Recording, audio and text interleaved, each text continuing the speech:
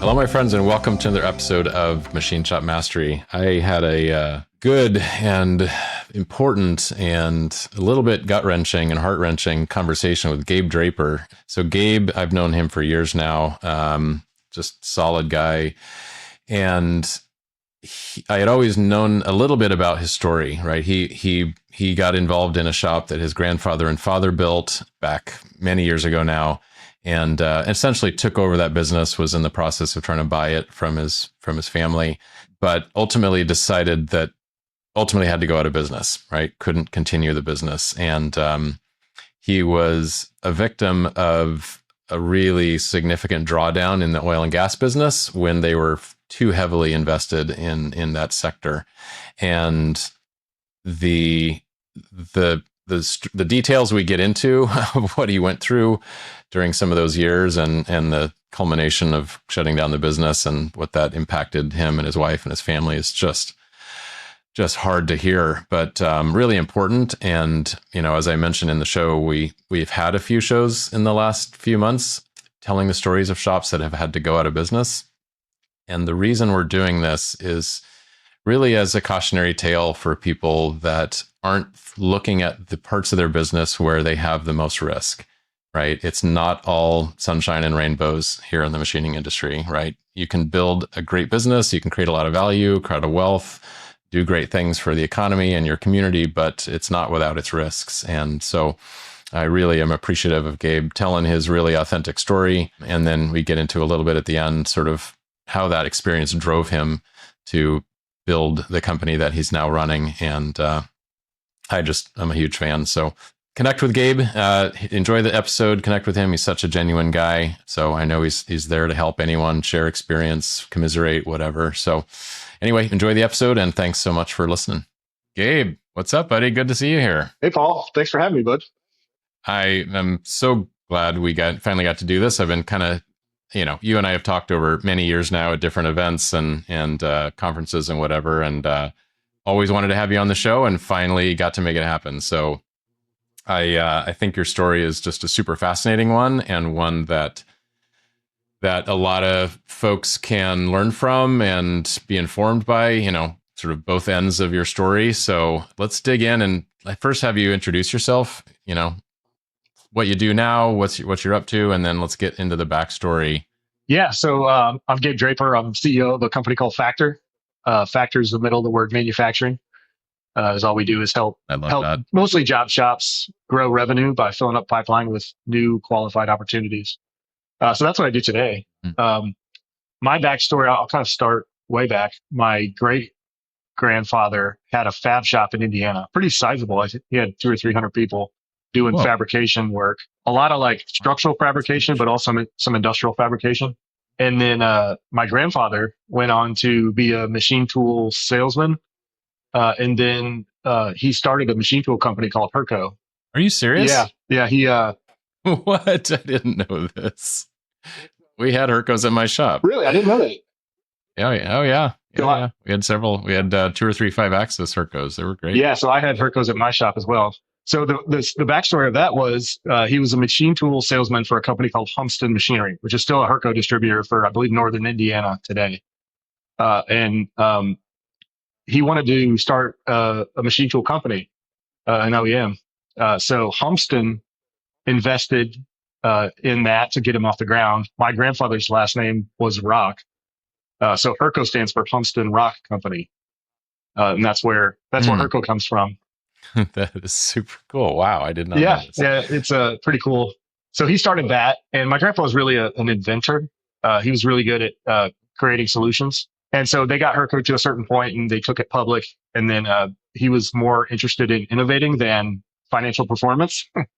So stock market doesn't like that. So he got fired from that company. So then he went on to start a ERP company called Made to Manage. Are you, what the, dude? We haven't talked about this? That's crazy. No, I didn't know this. Are you familiar with Made to Manage? I sure am. Yeah. Okay. Yeah. Yeah. So when they started, it was called Texan, Technology Synthesized. Okay. And then they turned it into Made to Manage. And then they took it public. He got fired. And then it got bought by private equity, and I don't know where it went now. I kind of lost track. So anyway, after those two companies, he and my dad started a boat dock company, manufacturing floating boat docks. And that didn't really go great, but they had some equipment that they were, they had like heavy extrusions for the frames of these boat docks and a lot of machining on brackets and whatnot. Yep. So they had some Herco equipment. And when the boat dock thing wasn't working, they started taking on contract work. And this was around 2000 when they really went from a boat dock manufacturing company to a contract machine shop. And so they did that. And then I was graduating college a few years later, and I joined them to help out with the business. And we all three of us worked together for a few years. That didn't go great. My dad and grandpa were fighting. My dad and myself were fighting. And a lot of us have worked in family businesses and know the challenge of growing a business with your loved ones. A lot of people have good experiences. For us, it wasn't great. It created a lot of family tension and a lot of financial hardship. So after a few years of that, my dad and grandfather weren't in great health. And so we came up with an arrangement where I would buy them both out over time using the cash flow of the business, which was negative at the time. I still don't know why we thought that was a good idea. But you thought you could turn it around, make it cash flow positive, profitable, and then I think it was one of those situations where, like, what other choice do you have? Like, my grandpa had taken all the money that he made and put it into this, and my dad didn't really ever he didn't ever accumulate much, and I was coming out of college, so I was pretty broke. So at that point, it was like, what other choice do we have? Like, we gotta do or die. So anyway, I took over running the shop, and the real core issue was we didn't have enough revenue to cover our expenses. Paul, tell me about your trip to Italy. I went there with the NTMA, and we got to tour SMW Auto Block, 2 different facilities. Absolutely blew me away. World-class, enormous places. I can't even count how many machines there were, but so much automation. One of the most incredible takeaways for me was the breadth of what they made. I did not know they made so many workholding products and automation products. And I loved watching a big chuck machine a little chuck. So they were machining chucks in huge lathes. I thought that was super fun. Yeah, you introduced them to me after you came back, and they've been to my shop. And the ideas they have to like breathe new life into some of my machines and the tools and the jobs that we're running was just shocking. And then one of the coolest things is we're bringing this new automated pallet delivery system, the Hennig workflow, to market. And guess what the interface is? It's SMW 0-point locators. It's really sweet. We're getting ready to get some of those. So how do people find SMW Autoblock to look through that massive catalog of products? It's smwautoblock.com. Yeah, get rid of that C. smwautoblock.com. You're kind of top heavy overhead compared to what you were bringing in each Yeah, month. correct. We had a nice facility. We had plenty of equipment. We just didn't have the revenue to cover our costs. So my first goal was we got to grow our revenue. So I just chased it wherever I could find it. And we did a bunch of stuff. We were doing stuff in motorsports. We were in Indianapolis. And so, that's, there's a lot of race teams in Indy. Dallara, which is now the manufacturer of the chassis, or at least at the time it was. I don't know if it still is, but they made the chassis for the Indy cars. So we did some of that. But where we really hit was with oil and gas down in Texas. We started making parts. This is the perfect part. It's called a charge casing. So if you know much about fracking, they drill a well, they put a casing in there, and the casing is basically a liner.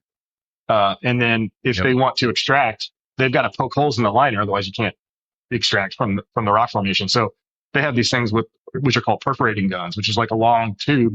Inside the tube, there's cylindrical, like a helix of explosives. Those explosives are held by these charge cases, which is a little cup. So there was like 78 parts in the family of these charge cases. So we started making these for Halliburton, and literally they order them in the thousands or 10,000s, and then they blow them up, and then they order more. So for like a machine shop, it's like the perfect part. It was great. Yeah, consumables are a great market to be in. So they would literally blow a hole in the side of the casing. Yeah, so they put these perforating guns down the well.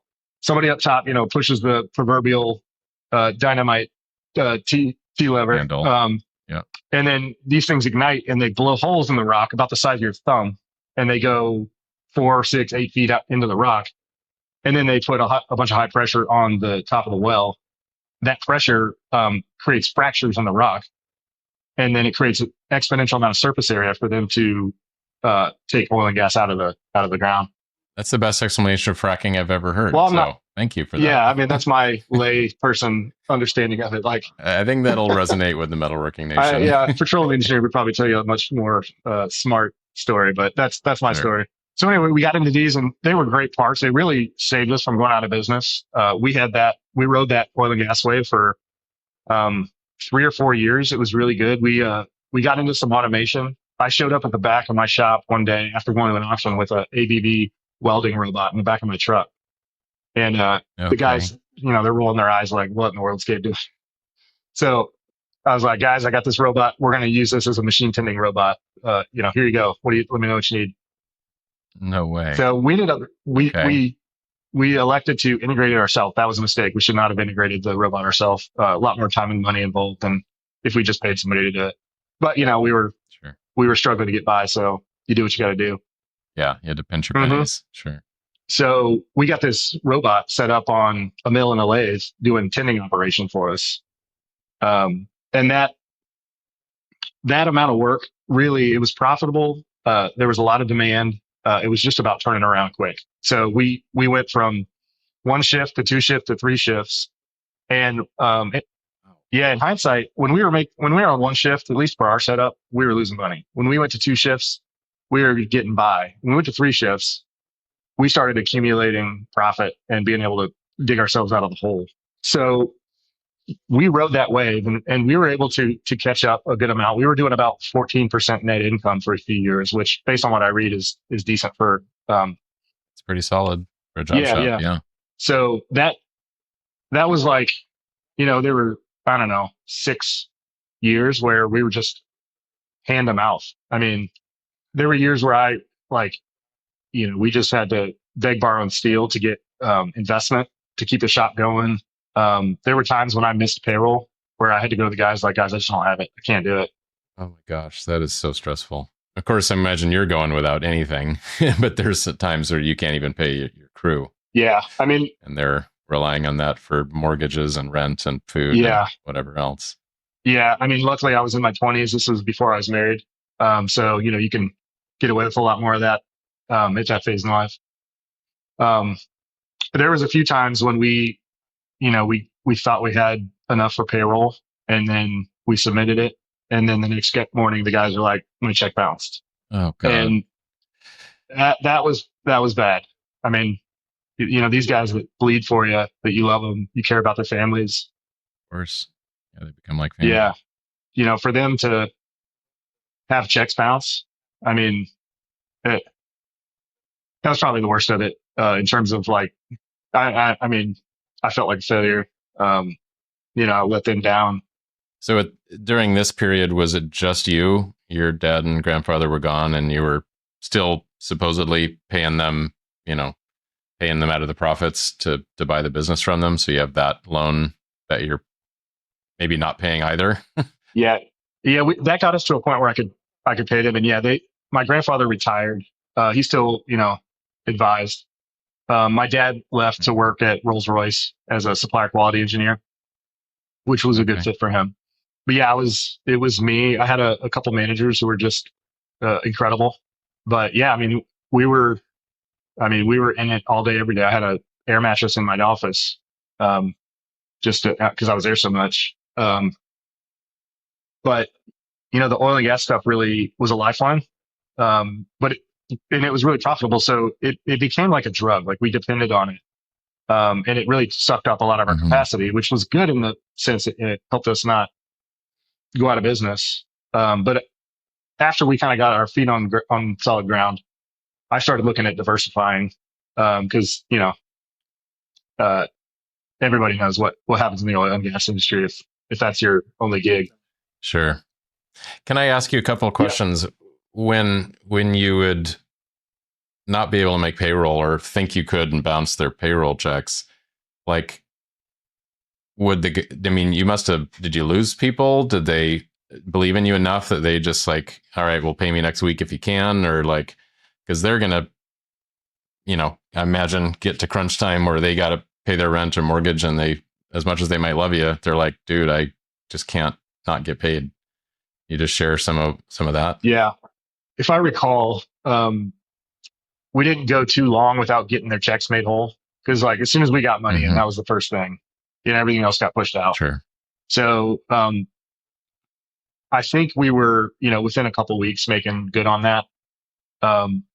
Okay. I don't recall losing anybody. Nothing stands out as somebody who just like, I'm out of here. If you can't pay me, I'm out of here. Like, right. Oh, that's good. The guys believed in where we were going. We had a great team. They put a lot of trust in me.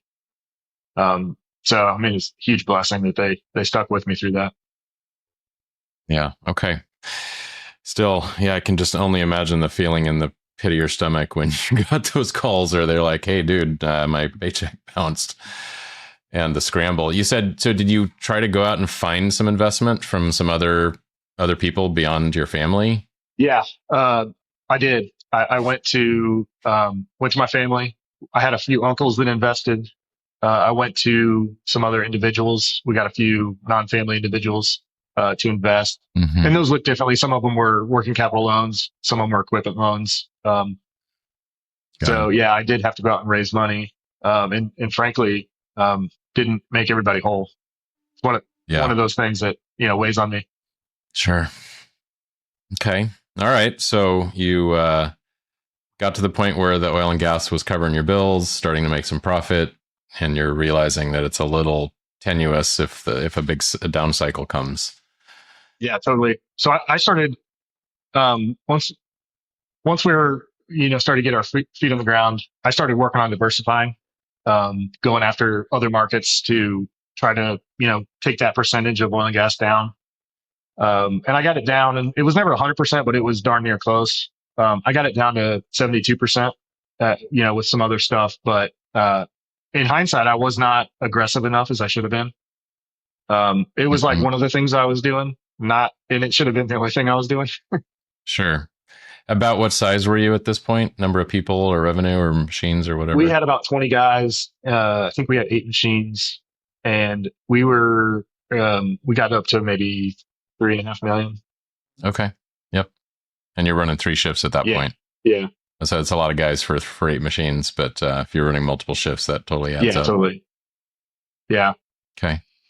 So I was working on that diversification problem and having some success, but 2014, the price of oil went down, and this was my first go around. So I knew that wasn't good. Like, I knew that was going to be trouble for us, but I didn't exactly know how it would play out. The price really went down, I believe, late summer, early fall in 2014. And then sometime in the fall, the customers started, stopped ordering basically. And then, a few months later, they started pulling back existing orders. And so then I knew I was really in trouble. Now, in fairness, they did treat me fairly well. They didn't, they covered materials that I had purchased. They honored, they took the work in process, they took the inventory, they paid their bills. I think a lot of customers could have said like, well, you're dead in the water, so I'm walking. What are you going to do about it? I'm big, you're small. That's something. Yeah, that I do feel like they treated me fairly there. But early 2015, writing was on the wall. Like, we were losing 72% of our revenue. The faucet was off at that point. So I took about a month trying to figure out, how I could stay afloat. And the reality was it just wasn't any way. So came into the shop one day and said, guys, we're closing up. And I said, give me your resume in the next couple days. I put them all in a zip file and sent them around to my buddies. And they started interviewing with, a lot of other shops in town. Some of which, they still work at those shops today. And, friends that I still have in the industry, which that's something to feel good about. Yeah. Yeah. And if I'm honest with myself, like they're better off at those shops than the shop I was running. My situation wasn't machine shop mastery. It was more like machine shop foolery. But it was a blessing that they got. I really don't even think they missed a paycheck. They may have, but it was a pretty quick bounce back with these other shops. So after that, we kept a few guys on to finish out all the existing orders while we prepped for an auction. Okay. And then during that time, money stopped coming in personally. my wife was pregnant at that time as well. So you got married somewhere in here because you just a little while ago you were single. Yeah, So yeah, now yeah. you're married. So when did that happen? Yeah, I don't want to leave her out of the picture. She's an angel. Yeah, we got married in 2009. Okay. Yeah, the sleeping at the shop ended, at that point. But we got married. She's always been super supportive, and she doesn't come from a manufacturing family or an entrepreneurial family. But she's always just had a supportive, understanding, kind of fearless nature about her with, how I'm wired, which is as an entrepreneur, which is a huge blessing, and it's crucial for anybody running a shop. That's a huge blessing. You can't really grow a shop without a supportive spouse. You just can't do it. So, or do anything super hard and entrepreneurial without that support. It'd be gut wrenching. 100%. Yeah. So, between March, when I think is when we decided to shut down, and August, which is when we were having our auction, we were just kind of winding things up. And so I was trying to figure out, what I'm going to do. I was still going into the shop every day and, winding things down, but it decreasingly consumed my time. But the money had stopped coming in. So, and, while the business had done well, most of the profits went to digging us out of the financial hole. It was almost like, great, we made money this year, but I've got to buy more machines because, the ones the ones I have are outdated. So it was like, all right, well, we'll pay ourselves more next year. And we were living, but like I wasn't socking a lot of money away. Yeah, I know that cycle. Just keep kicking the can down the road, expecting it to get better, and it doesn't. Yeah. And you're probably barely making a minimum wage, but putting 100 hours a week in. Yeah. Yeah. For anybody running a shop, it's like, my buddy Scott at MetalQuest, he put it really well. He said the energy per dollar that in a machine shop is like the hardest of any business. And Yep. I 100% agree with that. And I really like how he clarified, energy per dollar. But I had expended so much energy just to get you there, and I really hadn't had a lot of financial reward for it. So when we decided to shut down, it was like, what are we going to do? I just sunk 9 years of my life into this. I'd never really worked for anybody. Didn't really know what to do. Didn't know if anybody would hire me or what. So I started looking at different options of what I was going to do. And my wife and I we were starting to prepare. So we took loans out on our cars. Probably the hardest day of all that was my pregnant wife and I are at the bank applying for a loan, and she's bawling her eyes out, just signing the paperwork. Oh my gosh. Pregnant belly. I've never felt so low or like such a failure in my life as when she's crying her eyes out in front of the whole bank as she's pregnant, and we got this baby coming on. That in and of itself is a huge life event. Just all this stuff was falling apart, and my wife sitting there crying. Like that was definitely the lowest, probably one of the lowest parts of my entire life. Yeah, I can imagine. That's it's tough to even hear that story. And I can imagine, her trying to put on a brave face and support you, but being just so scared about what was happening. Yeah, tears me up thinking about it. So, okay. So you had an incredible partner with you, and leveraging the things you own to try to get out of this. Yeah. What's next? So an interesting story. At that time, my 3 managers came to me and they said, we want to take, these little customers that we had left wasn't enough to make my shop work, but they said, we want to, keep serving these customers and start our own shop. Okay. And, they had sacrificed so much. Like I was fully supportive. I was like, yes, you guys should do this. So we had, between March and August where I was like, this equipment's just sitting there. Keep using it, keep serving our customers, set up your own business and just run it here. Like, don't, you got to buy your own materials, all the tooling. I need all this stuff to go into the auction. But like any consumables, like y'all need to buy, but like you do this. So they did that, for those few months, in that interim there, they started their own shop. And, after we had the auction, they found their own building. They bought some of the equipment at the auction, and they started their own shop, and they're still going today. Are they They're really? still going today. Wow. Yeah. I'm really proud of those guys. That's a bright spot. That's super cool. Yeah. Yeah. Two brothers and another, one of our, machinists turned, team leads. So yeah, they're still going today. I'm super proud of them. Hey, it's Paul from Making Chips. If you've been burned by recruiters who don't understand manufacturing, you are not alone. That's exactly why we created Hire MFG Leaders. We're not just recruiters, we're current and former shop owners, and we know what it takes to lead in this industry. Whether you're hiring your next operations leader, sales manager, or production supervisor, we'll help you find someone who actually fits. Learn more at makingchips.com/hire. We have a pair of brothers that worked at ProCNC, and they decided they wanted to start a shop, and they're, I think, 19 years into it now. It's still going strong and growing. Awesome. And, it wasn't through hardship that they left, but they decided they wanted to do it. And we were there, we outsourced a ton of work to them, and just so cool to see them thriving today and, making something significant for their families. Yeah. 100%. Yeah, that's meaningful. That's cool. Keep going. Sorry. Well, we get to August. Well, let me back up one little bit. My son was born in July. So I think he was born July 18th. We had our auction August 8th. So about 3 weeks before our auction, I had this brand new baby boy. So, it was the best of times and the worst of times. After we sold our house, we moved into the tiny little 1-bedroom apartment, which was humiliating. It was, logistically inconvenient. We had to put all our stuff in storage. Yeah. But I had this beautiful baby boy, and it was such a blessing. Yeah.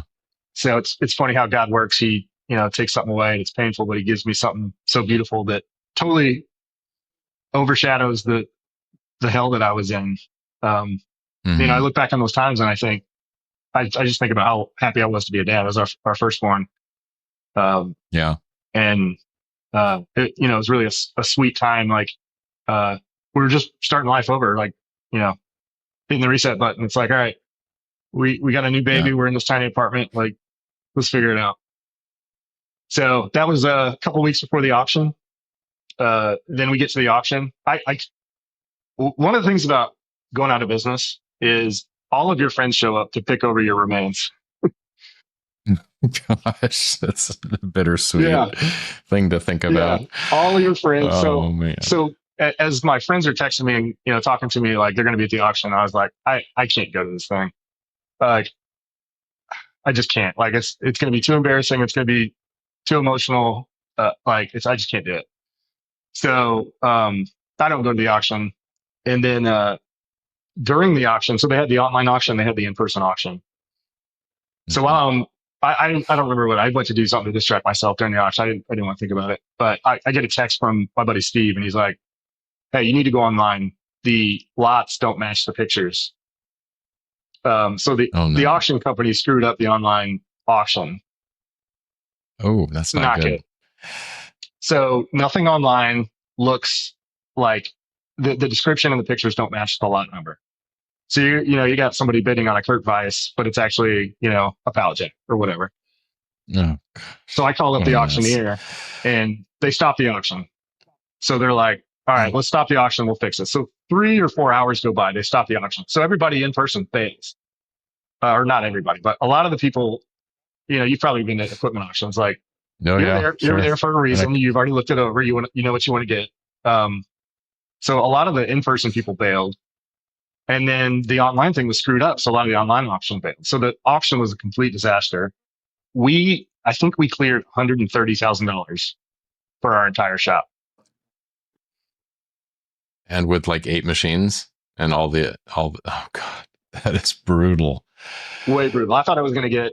What were you expecting? I didn't really know. I thought 500 grand. I was hoping for more like $1 million. Right. 130 grand. It was a disaster. And so, I was counting on that money to cover payables, to cover notes on the machines. Some of your investors whole. Yeah, sure. And it didn't cover hardly any of that.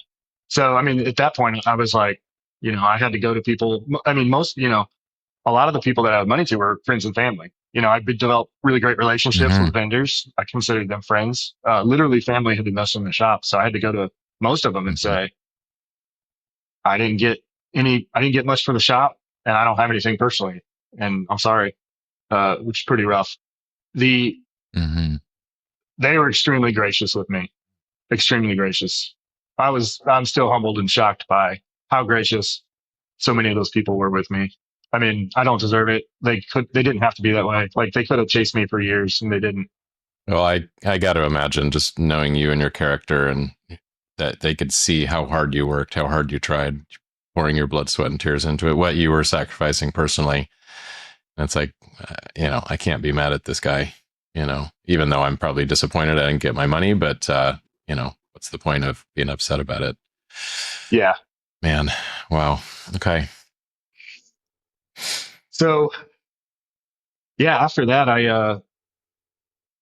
had a few months where I was interviewing at certain places. I had to put on a suit and go up an elevator to try to, get a corporate job, which was actually pretty terrifying for a guy who spent the last 10 years in a machine shop. Yeah. Never seen you in a suit. No. So, yeah. Okay. So I had various options I was chasing, and really I started out of desperation, just going to other shops and saying, what can I do for you? And I thought I could sell. I'd already had a lot of traction trying to diversify my shop. So within a month or two, I had 4 shops paying me, I don't know, $2,000 a month to sell for them. I was like, I can't wait on commissions. If we're going to do this, it's got to be some kind of retainer.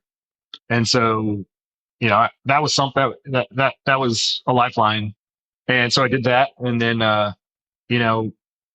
really got clarity on a problem, the problem that I had, but a problem that a lot of shops have, which is that they don't constantly chase new work. And because of that, they get kind of reactive with what comes in the door or the customers they already have and their ups and downs. 100%. So we got clarity on that. And then, decided, hey, this is actually a business. And that was the beginning of Factur, where we said, like, let's tackle this problem. Let's go after creating solutions to hunt for work for job shops. And so, that's what we're still doing that today. Back when you had success doing some diversification, and when you also found the oil and gas customer, like, did you just have some innate talent for selling, or there's so many different ways to go out there, right? And shops, you see it on forums all the time or on LinkedIn or whatever. It's like, yeah, how do you find customers? Like, oh, I go to trade shows, I, cold call, I, whatever. Because for a lot of shops, as you just said, this is not a priority. It's not something they're super competent at. But clearly you had some skills. Did you learn them somewhere? Did you study business or marketing in school? I mean, where'd that come from? Good question. I didn't really have any, aside from selling at my shop, I didn't really have any sales experience or training. I waited tables in college, and I would say that's really good sales training. I mean, it's the quickest feedback loop you can get. It's like you sell something and then you get the commission like half an hour to an hour later in the form of a tip. Right. So you can iterate really quickly, like what works, what doesn't work. How do I read people? How do I connect with people quickly? How do I assess what they want, what they're willing to buy, and how do I give that to them? And customer service, like how can I treat them really well so that I get a good tip at the end? So like that feedback loop, I didn't really think of it as sales training, but in hindsight, it was really great sales training. Absolutely. But that was about all I had. That's not true. So at my shop, I invested in some sales training for myself. So I went for a couple of years, I went to a sales training firm in Indianapolis to try to educate myself on, how to sell professionally. And so that was valuable. And then, shop owners have to do whatever they need. Like, it doesn't matter if you're good or bad at sales or not. Like, you will sell or you will go out of business. So shop owners just, that's part of the task is you got to do whatever you're going to do. And so, but the tactics were mostly cold calls and networking. So I had this company, they're still around, M&I News. They used to publish these books of manufacturers, and you'd buy it by like state. So I would have the Indiana M&I book. You could buy the Washington M&I or the Texas. So I had the Indiana book, and I remember like my late nights, I would had a red pen, and I would sit around and like X out bad fit, circle good fit, stuff that's like super antiquated today. But at night, I would circle the ones I thought would be good customers, and then the next day I'd call them up. And then sometimes I would just go pop in. I'd just show up and say, who handles machining here? Right. So super old school. But that's what I did. It's funny because back in the early days of Pro CNC, it was the big green, was it Thomas Register, Thomas Guide, whatever, the whole set of books that, I would grab those books and I would just look through lists of companies that might have machining in their product. And I would do the same exact thing, and I think people don't put enough value on just the power of reaching out to companies and people and, trying to build that connection, that rapport, and then have a conversation. Because it can be effective. And I'm guessing even today, and maybe you can tell us a little bit more about, good segue, for how shops can do this today. But there's so much online and email that like people might, be more responsive to someone that actually reaches out by phone or stops by or whatever. Yeah. I think there's no one size fits all solution for a shop. Mm-hmm. But speaking generally, a lot of different things work. Some of them you may be good at or not. Others might work for your shop or not. I would say, every shop needs to look legit. I can't tell you how many shops, if you look at their website, it doesn't look great. You go into their shop and it's really impressive. Or you look at their site and it doesn't clearly articulate what they're good at. It kind of looks like every other shop's website. So it's all too common. I think the first thing is like, they need to look authentic to what they are. Mm-hmm. And so, you're not going to get any prospective customer is going to go look at your website. It needs to authentically represent what you do, and it needs to communicate what's in it for the customer to partner with you. Mm-hmm. Mm-hmm. Yeah, more you language than me language. 100%. Yeah. And then the next thing I would say every shop should do is like really stay close to your current customers and win and like help them win. Because if you're helping your customers win, they're going to be happy to give you recommendations. We've all had the thing where like, I'm tight with this buyer. He leaves, goes to another company. Now I'm in at that company and I kept the old one. Like that's beautiful. Absolutely. Yeah. Buyers and engineers both. 100%. So that only happens if you're serving your customer well. But then like ask your customers, like, who do you know that I might be able to help?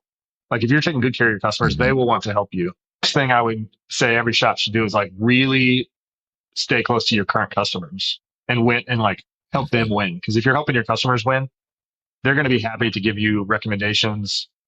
We've all had the thing where like, I'm tight with this buyer. He leaves, goes to another company. Now I'm in at that company and I kept the old one. Like that's beautiful. Absolutely. Yeah. Buyers and engineers both. 100%. So that only happens if you're serving your customer well. But then like ask your customers, like, who do you know that I might be able to help? Like if you're taking good care of your customers, they will want to help you. And then, a lot of us have bigger customers where maybe we're in on division A, but we're not in division B. Sure. So really making sure, like, are we maximizing, you're already on the vendor list. You're, the hurdles that you need to go through with new customers. You're already through those typically. Yeah. So make sure you're maximizing everything you can with that current customer, in all their divisions. It's very common where companies feel like they're in at plant A, but they don't have anything at plant B. And that's just, they should go after plant B because like that's low hanging fruit.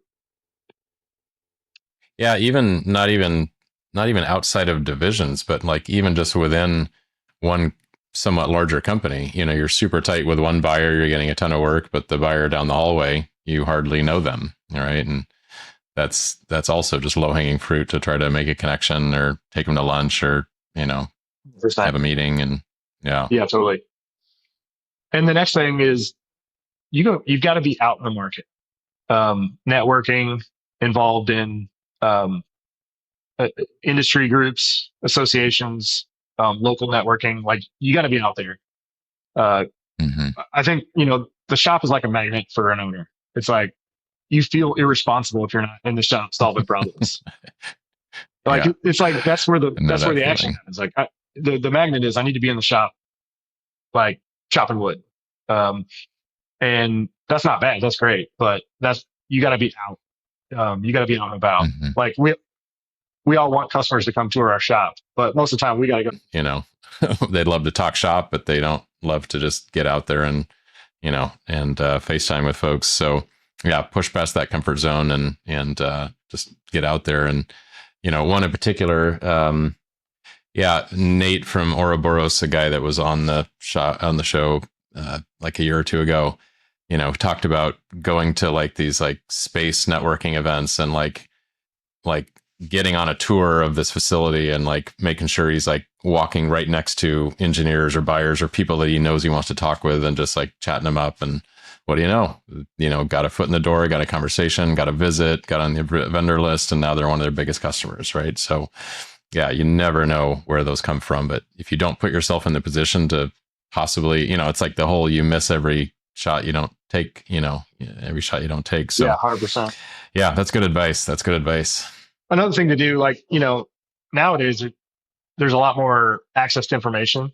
One thing to do would be to look at the people that you know well at your customers, look at their LinkedIn and find out who they are connected to. And don't be bashful about asking like, hey, Joe, I see that, you used to work at, another OEM and you're connected to this guy who's the buyer there. Like, do you know him well? Could you make an introduction to me? Do you think he would, benefit from us partnering with him?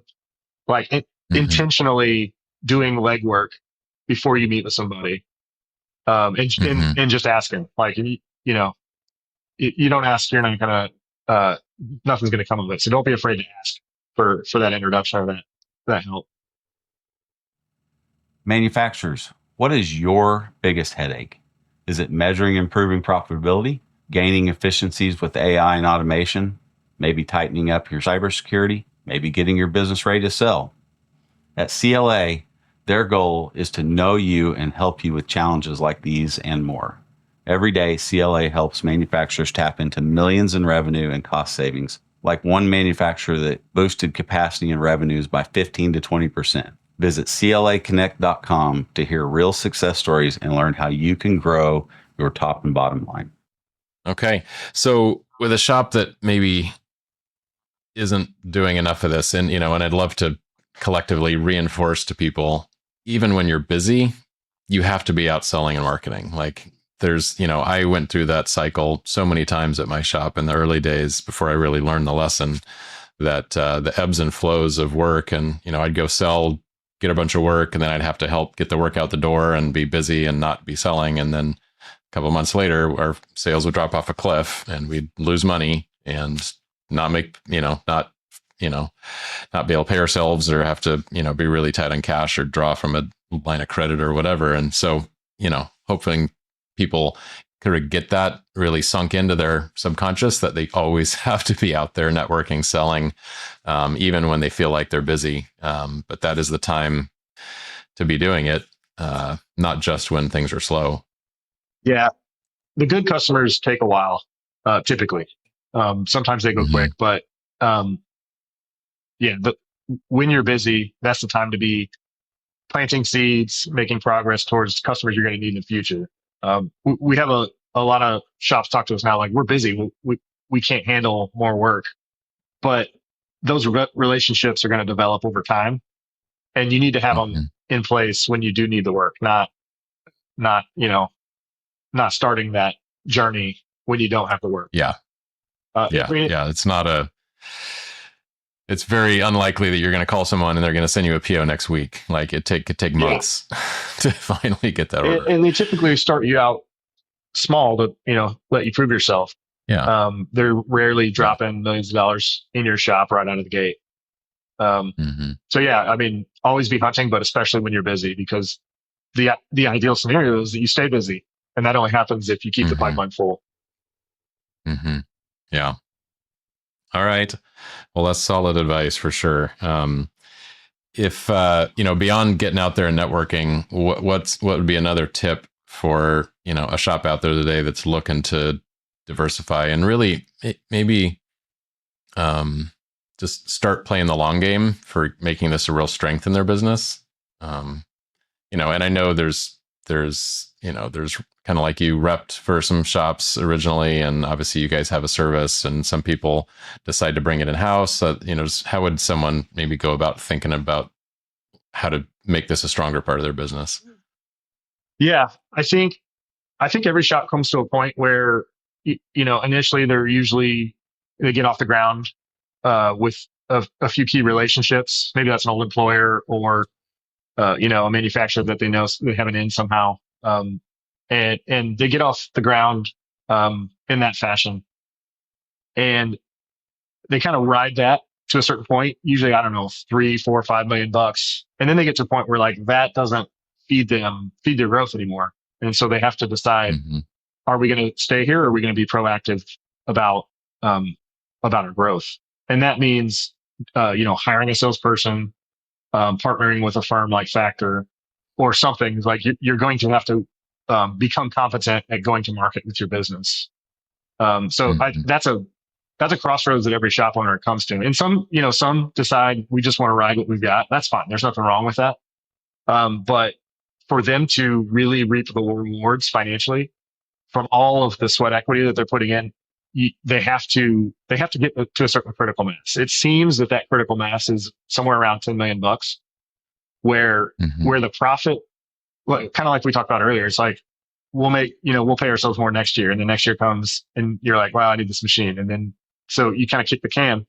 It seems that around $10 million, the profit becomes significant enough where you can reinvest in your shop. You can draw down your debt or pay down your debt. And you can also take a salary that's worth the blood, sweat, and tears that you put into it. So to get there though, like shops typically have to become proactive and develop the sales and marketing function somehow. Yeah. That rings true for me. It was about that size in our shop where things really were humming along. And I remember periods, maybe a few million below that, 5, 6, 7, where we were less profitable than when we were smaller. But we went through this like point of growth and investment. And then once we broke through that 10 million mark, it was just way better, and obviously at that point too, assuming you have good systems and processes and a team in place, that's when you start actually creating real value, right? Not just income you can take home, but something that someone's willing to pay you a bunch of money for, should you want to sell it ever. Yeah, 100%. I call it the valley of death. And it's not a hard, fast rule, but, broadly speaking, it's somewhere between 5 and 10 million, where you can't be the one man leader anymore. You have to have a leadership team. You got to put a layer in, and that layer costs money. It's also about the time where you get into certifications, you get into more advanced quality systems.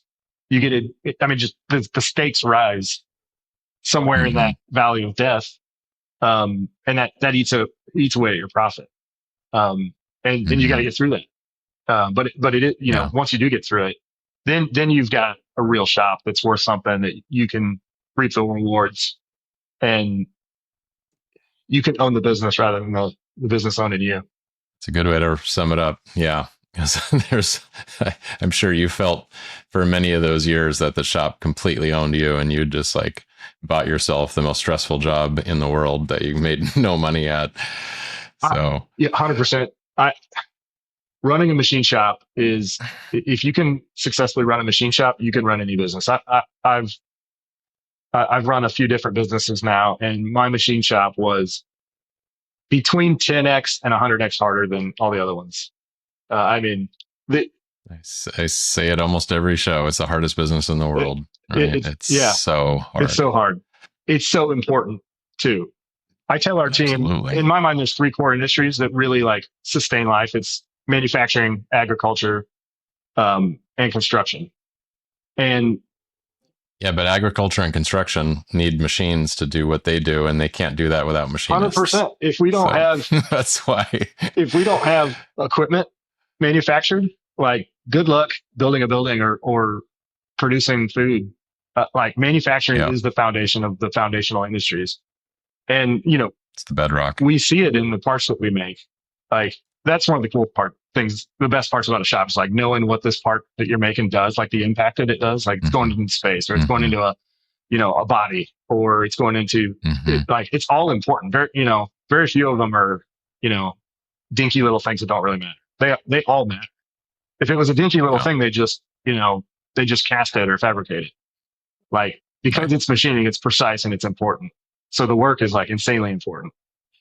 Yeah. And I think that's, as we kind of maybe look to, start wrapping up here, that's one of the reasons why it's so critical that every shop can maximize their potential to contribute to this strong manufacturing economy, which is the bedrock of all other things.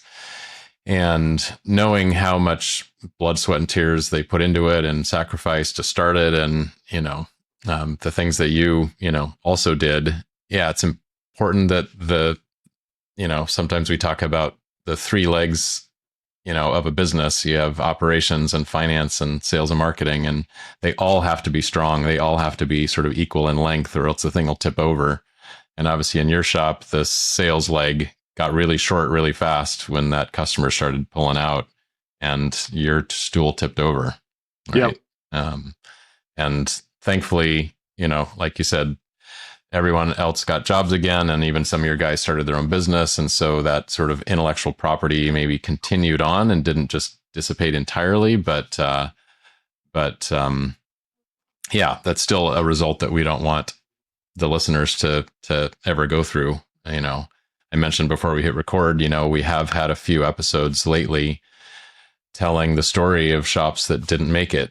And we've had 3 now, with you being the 4th, and they're all different reasons. But fundamentally, one of those legs of the stool went bad, and more than likely it's usually the sales leg that goes bad. Right.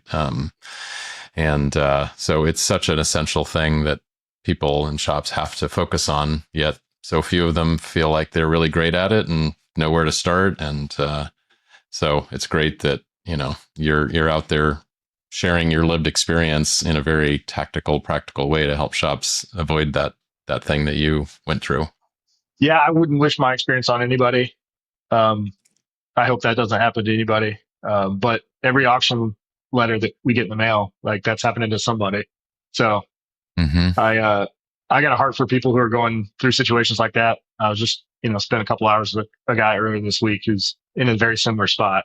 And I'm trying to do whatever I can do to help him avoid that. And I think he will. But yeah, failure is a good teacher. So if my failure can help others avoid that, like that's a win. Mm-hmm. Well, Gabe, again, I've been wanting to do this for a long time. I just appreciate you and your story and how much you're giving back to the industry. So if people want to learn more about what you do and connect with you, or maybe just, commiserate with you or get some advice from you, because I know you have like an open door policy for people reaching out. Yeah. How would you suggest they reach out and connect with you? Yeah. If they want, so our company Factur, if they want to connect with them, our website is Factur MFG. And then my email is gabe@facturmfg.com. And then they can hit me on LinkedIn. I've connected with anybody. facturmfg.com, gabe@facturmfg.com. All right, my friend. Well, thank you for sharing that. I think the story of your wife crying in the bank is going to live with me for a long time. That is a heart-wrenching story, and it takes guts to be able to share that and be so candid and with this community. So thank you for that, and thank you for sharing everything else you shared today. I know there's a lot of great takeaways, and just call to action to everyone listening. Make sure you're investing well in this part of your business. It's all the legs of the stool matter, but this one is sometimes some of the most volatile that can just turn on almost a dime and cause a lot of heartache. So yeah, it's a good call to action. So Gabe, thanks again so much for the conversation. I appreciate it. Thanks for having me, buddy. It's great being here. All right. Cheers.